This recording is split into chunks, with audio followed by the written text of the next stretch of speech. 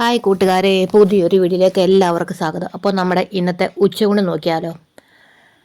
നല്ല ആവി പറക്കാത്ത ചോറ്. കാരണം ആവി പറക്കില്ല, കാരണം ഇത് രാവിലെ ഒരു 10 മണിയൊക്കെ ആകുമ്പോഴത്തെ ഇവിടെ ചോറ് വന്നു. അപ്പോൾ ആവി പറക്കാൻ ഒരു ചാൻസും ഇല്ല.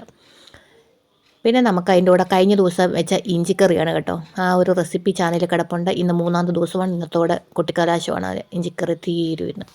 പിന്നെ അതിൻ്റെ കൂടെ പയറും വെണ്ടയ്ക്കയും കൂടെ മെഴുക്കോട്ട് വെച്ച് ഒരുപാട് എണ്ണയൊന്നും ഒഴിക്കാത്ത മെഴുക്ക് പുരട്ടി ആ പാത്രത്തോട് ചോറിട്ട് ആ മെഴുക്കോട്ടി പാത്രത്തിൽ ചോറിട്ട് ഒഴിക്കുക. എന്നാ ടേസ്റ്റാണെന്നറിയോ? പുളിക്കാച്ചി ടേസ്റ്റാണ്. പിന്നെ നമുക്ക് കുറച്ച് ഇട്ടു, അതവൻ കുറച്ചേ കഴിക്കത്തുള്ളൂ. പിന്നെ ഇത് നല്ല അവിയലാണ്, കുക്കറി വെച്ച അവിയല കേട്ടോ. വെള്ളം ഒഴിക്കാതെ ഒറ്റ വിസിലടിച്ചാൽ മതി. ആ ഒരു പച്ചക്കറിയുടെയൊക്കെ ആ വെള്ളം കൊണ്ട് തന്നെ ആയിക്കോളൂ. അപ്പോൾ അതും ഞാൻ ചാനലിട്ടിട്ടുണ്ട്. നല്ല ടേസ്റ്റി ആയിട്ടുള്ള അവിയൽ. അവിയൽ മാത്രം മതി ചോറ് കഴിക്കാൻ. അപ്പോൾ അവിയൽ കുറേ ഏറെ കാരണം ഈ ചോറ് കുറച്ചുകൂടി ഞാനവിടെ കൂന കൂട്ടി വെച്ചേക്കുന്നതുകൊണ്ടാണ് ചോറ് ഏറെ ഉള്ളതായിട്ട് തോന്നുന്നത്. ചോറ് വളരെ കുറച്ചാണ്, അവിയൽ ഏറെ. ഇവിടെ എല്ലാവർക്കും അവിയൽ ഇഷ്ടമാണ്, എനിക്കും അവിയൽ ഇഷ്ടപ്പെടേ എൻ്റെ വായിന് വെള്ളം വരുന്നു.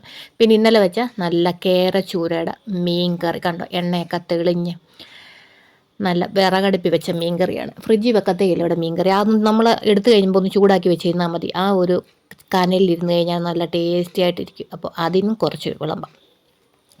നല്ല ടേസ്റ്റി ആയിട്ടുള്ള ഇത് തേങ്ങ അരച്ചല്ല, അല്ലാതെ മുളകും മല്ലിയൊക്കെ വറുത്ത് ഒന്ന് മിക്സിയിൽ അരച്ചിട്ട് വെക്കുന്നത്. അപ്പോൾ നല്ല ടേസ്റ്റാണ്. പിന്നെ വിറകടുപ്പി വെച്ചാൽ ഒരു പ്രത്യേക ടേസ്റ്റ് തന്നെയാണെന്നല്ലോ. കുടംപുളിയൊക്കെ ഇട്ട മീൻകറി.